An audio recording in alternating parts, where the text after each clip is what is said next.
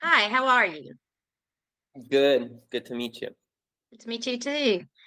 All right, so tell me what made you want to become a filmmaker? Um, I guess I don't know. I've always I painted since I was very little. I started painting when I was like 7 or something, and I always wanted to be an artist. And then I went to art school and I took some film history classes with Jim Hoberman, who's a critic from The Village Voice in New York, and then Art Forum and some other, just a film critic. And his two classes just blew me away when I was just at this art school, but it made me immediately want to start making movies. I'd made a few video things in high school with my friends and stuff, but these two classes, which were sort of just very broad histories of cinema, just made me fall in love and really want to do that as well as paint or something. And then after school, I was like, let's try it. Seen all these interviews by Werner Herzog, who's a filmmaker I really love, and he's like, if you don't have a camera, steal one. Like there's no excuses to not making a film. So I got a secondhand 16 millimeter camera from this like NPR documentary crew. And I went to the north of Portugal where my grandma's from. And I tried to do like a disaster film there, like a flood. Climate change finally got to the mountains in the north of Portugal, and like all the villages are running away, etc. It was actually a disaster of a film, but that was sort of my me jumping into the pool. Do you think you'll ever make a disaster movie again? I love to. I mean, I love disaster films. I love monster movies. So yeah, I hope so. I think so many of these things are questions of budget. When I was doing this little film, it's like the most low budget film when I was like 20, with my friends as the crew and the villagers as like the actors, etc. We were doing the effects ourselves. Like we made a little ramp out of foam and painted a green screen. Then we were throwing like chocolate fudge as if it was like a mudslide, and then compositing that onto the village. So just really, really janky, kind of like campy FX, and I love that.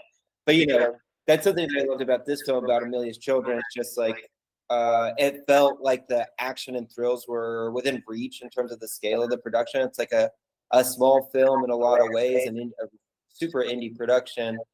But you could these the language and bread and butter of a lot of horror, which is like fights, chases, or suspense, is like so accessible in terms of budget. So yeah, I'd love to do a disaster film, but hopefully with a little bit of a budget someday.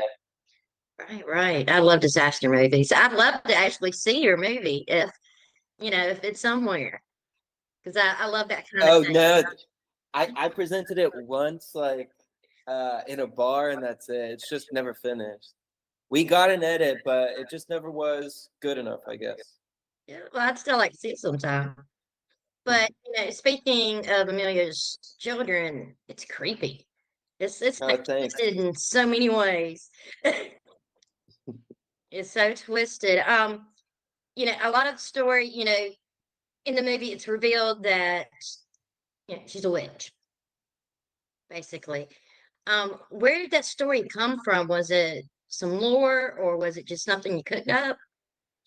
I don't know. I did a lot of research, like just like the history of horror, whether it's like films or books or whatever, and and then I did a lot of research into actual witches and Portuguese lore and Portuguese witch lore, etc. And I actually scrounged up not so many things that inspired me. Like I was looking at all this stuff like runes or strange scripts or these like engravings in small stones, etc., that people think are related to witchcraft and stuff. There's this like beautiful big book that's like the history of witchcraft. But I don't know, somehow it didn't click so much, and it was more like I guess references to like some books or something like.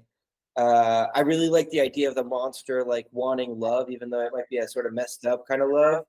And that I really got from like Frankenstein. Like I thought it was so tragic, and also the James Whale Frankenstein's so funny because I think, correct me if I'm wrong, but that he was gay, and that this idea of like Frankenstein can be read like biographically as like it's the monster, quote unquote, that wants a partner, but society won't let, they think it's a monster, so they want to kill the monster or something.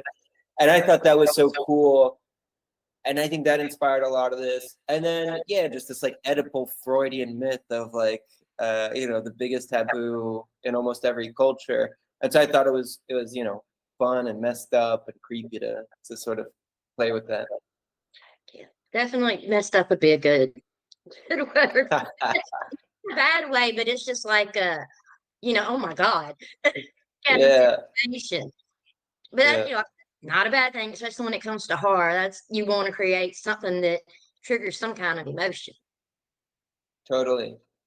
And it's so tell me now, the brothers are played by one guy, is that correct? Yeah. So Carlito is a guy like, sorry, go ahead. Wait, go ahead, no, go ahead.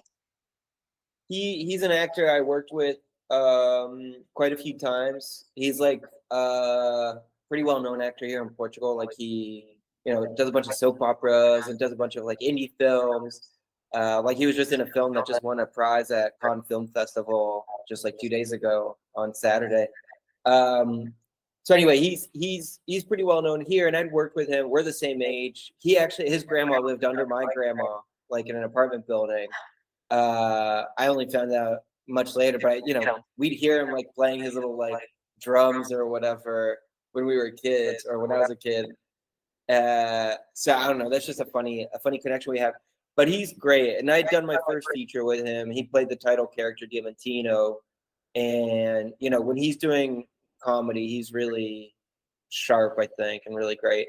And then I thought it was funny sort of to duplicate with him because he has a sort of larger than life personality. So Two Carlitos was sort of an inside joke.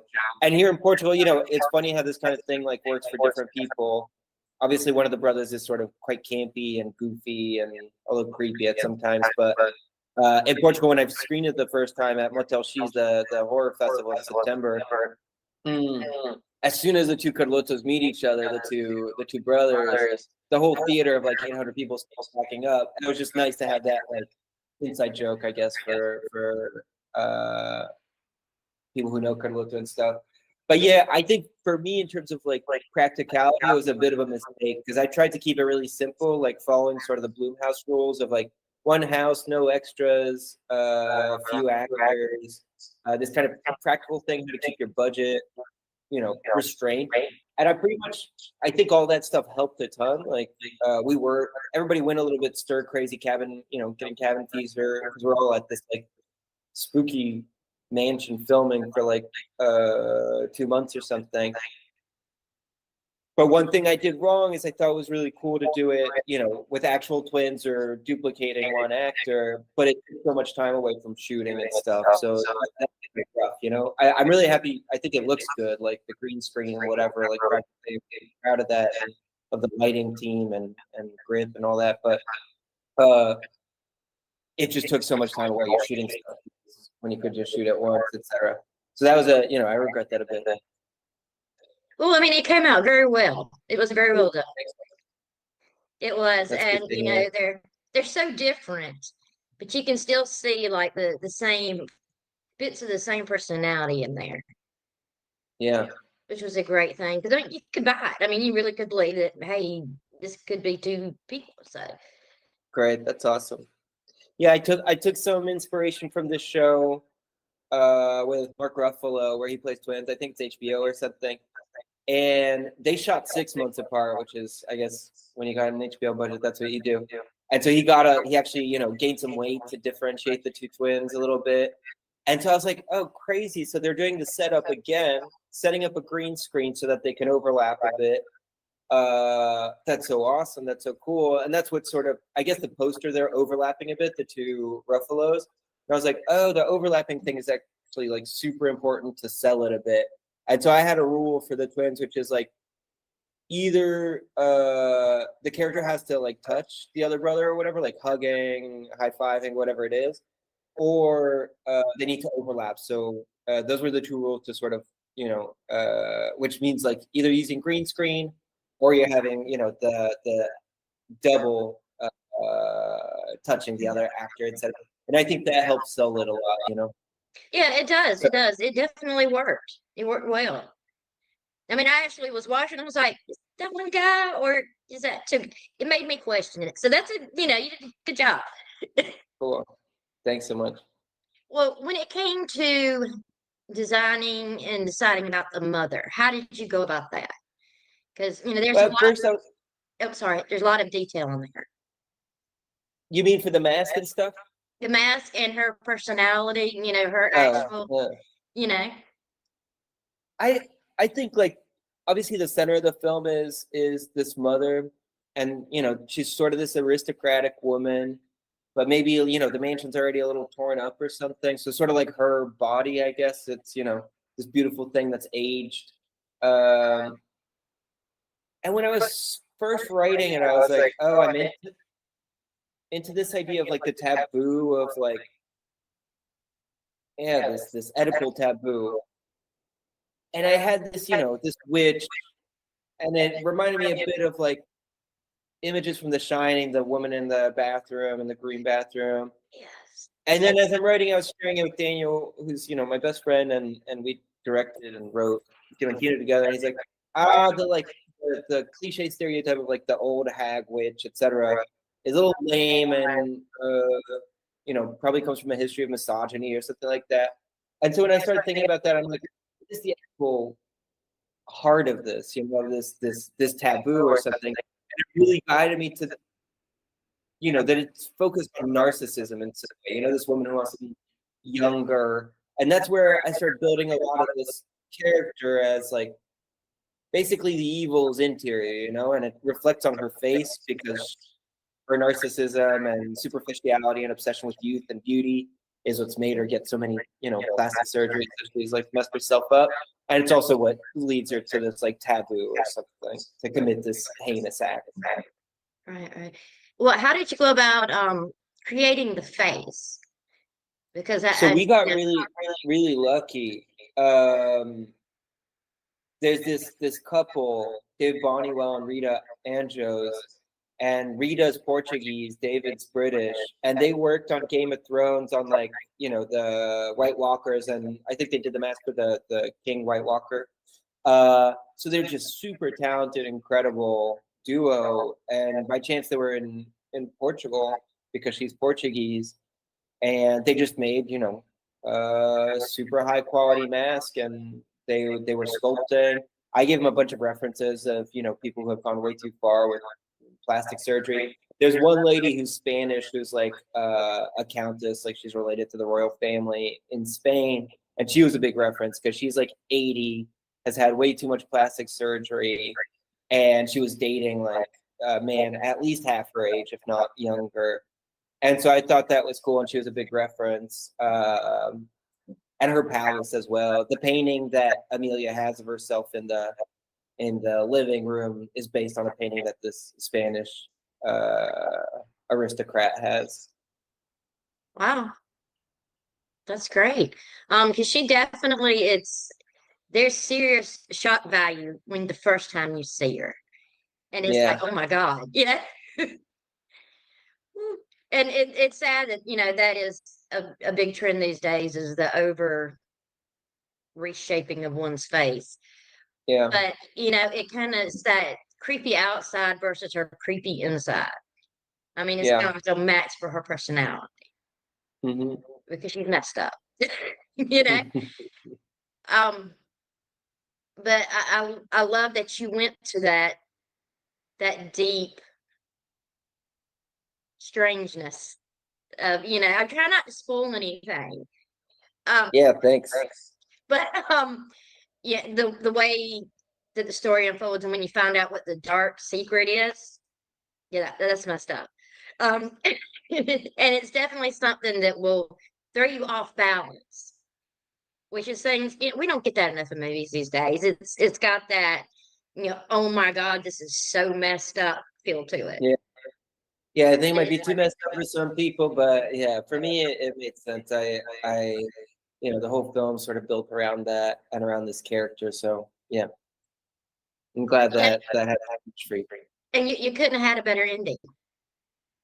Thanks so much. So I really, really like that. And I love that house is, oh my God, it's amazing.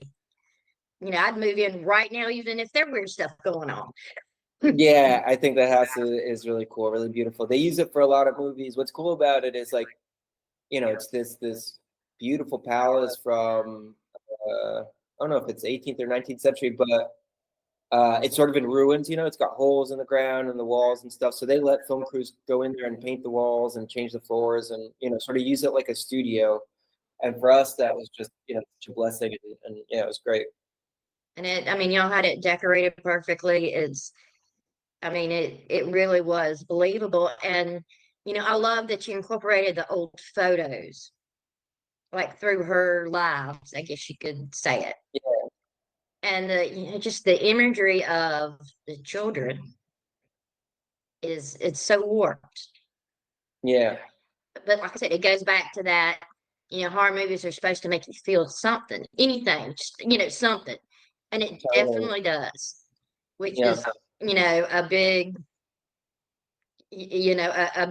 a big thing, because like I said, we just don't get enough movies that have that emotion, and the emotion of him finding his family, and then the emotion that his girlfriend goes through, and it's just cool. really, Thanks so much. it really did have an effect, because even after I watched it, I'm like, an hour later, just kind of cringing just a little bit at the thought of some of the stuff that went on, Yeah, which is great. And like I said, it couldn't have ended better. And I love that it's so intense and twisted, and that it's got all those elements of legend and lore, but it's new. It's its own thing. cool. Thanks so much. And I have to ask, are you working on a sequel or anything, you think, or is it just kind of just the end for the story? I mean, I'm like a pretty weird person. So I like wrote a kids film. Now it's like about a little robot that wants to paint, but like robots are illegal, so they don't let him paint. So sort of the opposite, polar opposite of what I was sort of working with this time around. And then I do have an idea for another horror film. It's not a sequel to Amelia's Children, but yeah, it takes place at like a sort of religious camp, but that's built somewhere, I guess, where stuff happened that's sort of still present or something. And so not a sequel yet, but someday maybe. It's good. And I love, like I said, you tend to be a director who goes after oddity of things that people usually would not tackle, like the whole storyline to Millions Children. But and when you mention the other horror movie, you seem to be somebody that would wants to get in there and gets their hands dirty, where a lot of people were like, "Oh, that's too taboo to talk about," or blah blah. And you seem to be one that wants to get into it, and we need that desperately. Yeah, I don't know. I mean, some stuff is pretty weird. Like even something like a mega film like It or something like it's the most blockbustery horror around, but it's this clown. It's inspired on this like really creepy real serial killer. I'm sure was like the inspiration for it. So there are weird things that exist, but yes, so many times it's like, I don't know, a little boring. What I love about films is when they're weird and out there and make me feel something. Right, and unapologetically creepy. That's what I like. Just something that just you don't see much, and that's great. Though I like that. I think we need more of that, and I hope we continue to see you make more creepy stuff.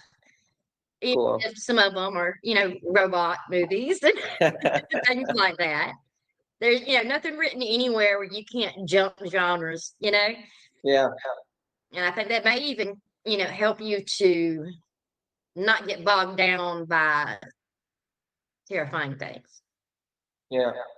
when you can hop like that. And that's great. And how do you feel now that it's coming out? I mean, we're really proud. I think with anybody who like makes a movie, it's like you're so tired, you know, you've seen it so many times. But yeah, we're really proud. And I made this film with my partner Margarita, and we just made it, you know, basically, yeah, uh, a really like the production is just us two. So I don't know, we're really proud with what we managed to do with this film. And you know, in France, it was like this pretty big success. Like 140,000 people went to see it in theaters, and it got great reviews everywhere. So I don't know. There's a lot of stuff that we're really proud about this film. I'm really happy to, you know, show it to people finally. Okay, if you had to describe it to our readers in 5 words, what would you say? Uh, don't get a DNA test. Is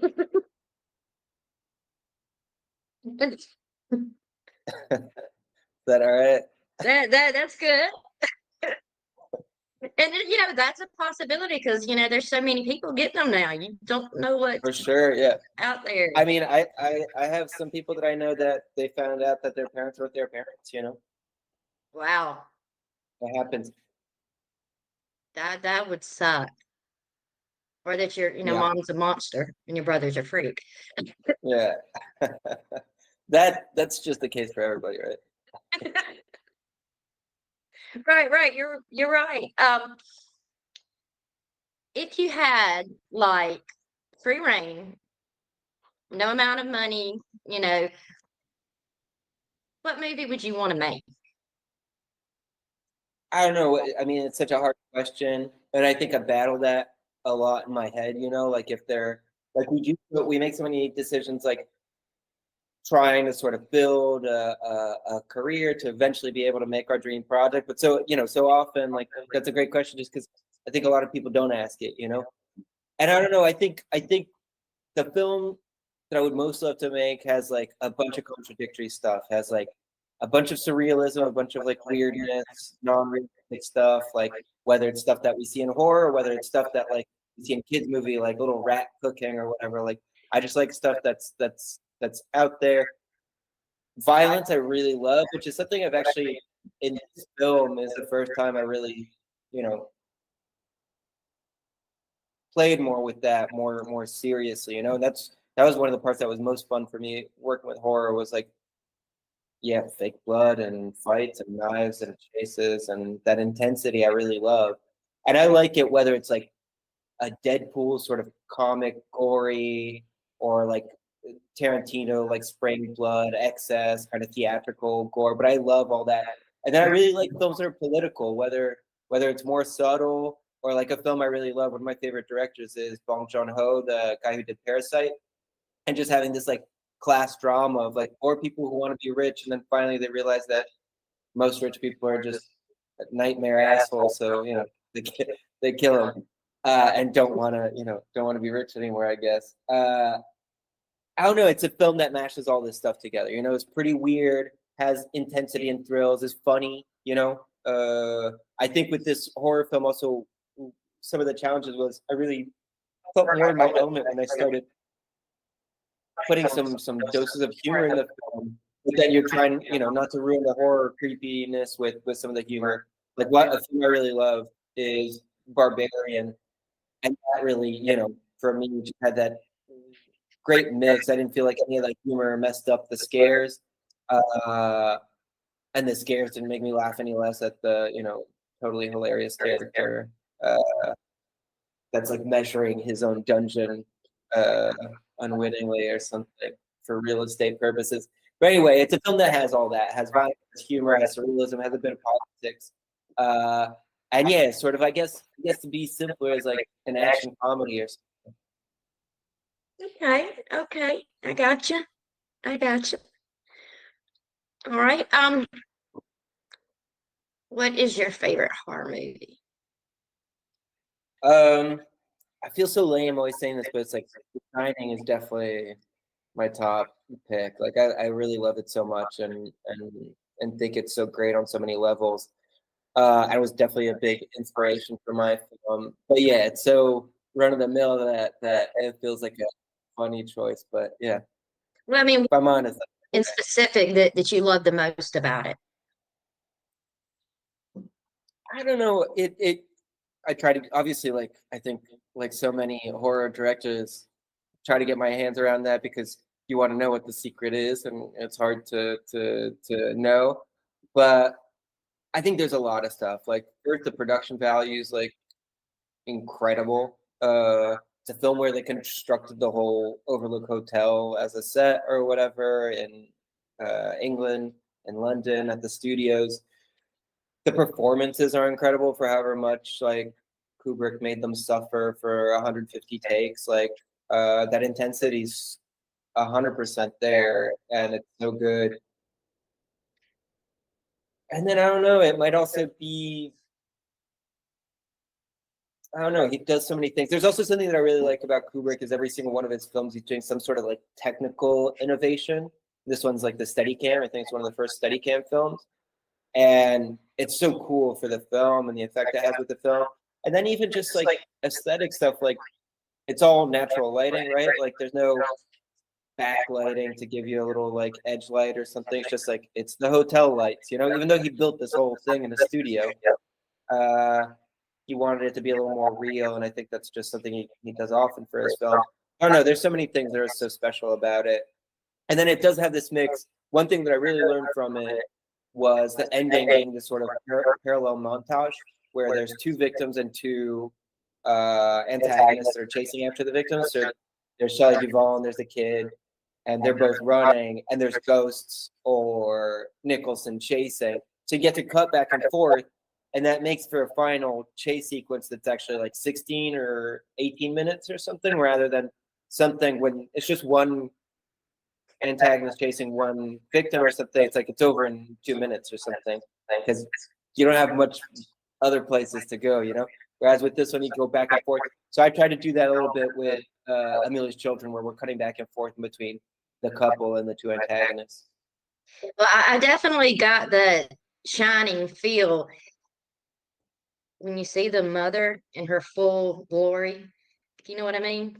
I definitely Cool. got that bathtub scene from the Shining vibe. Nice. So that it was good. It was good. But I really enjoyed your movie, and it's so different. And we've seen 1,000 movies about a witch, but it Yeah.